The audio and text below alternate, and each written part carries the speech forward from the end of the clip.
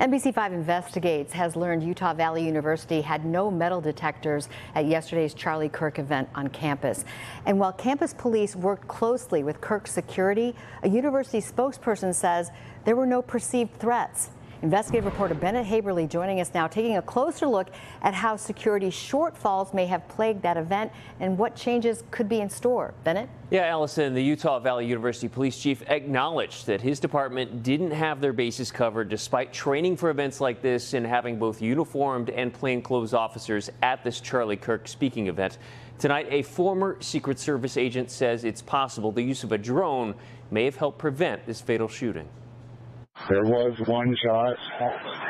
We are staging at the front of the school by the roundabout. Is on top of the building on the far north side, just east of the library, wearing jeans, black shirt, black vest. Officials say the suspected gunman is believed to have fired one shot from a high-powered bolt-action rifle from the rooftop of a building some 200 yards from where Charlie Kirk was speaking. The shooting itself, which we are not showing, struck the conservative Turning Point USA founder in the neck while he spoke to the crowd on a college campus tour. During a news conference Wednesday, the campus police chief called it a nightmare. We had some plainclothes police officers that were in the crowd as well. You know, we train for these things, and you think you have things covered, and these things. Unfortunately, they happen. You try to get your bases covered, and unfortunately today we didn't. In a statement to NBC5 Investigates, a university spokeswoman said the university police discussed the event with Kirk's security team and that the analysis was there were no credible threats.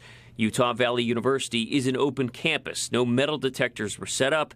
It was an open courtyard. Times have changed, and as I mentioned before, the historical assassin had been the lone gunman who got near the protectee or the target, typically with a handgun, pistol, revolver, and then attempted to kill the target.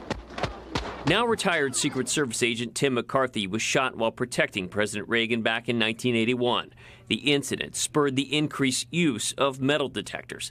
McCarthy says with the threats of political violence growing, there may have been additional tools that could have helped. I didn't see any metal detectors, or as we know now, the use of drones probably would have stopped this altogether and detected the threat at some point.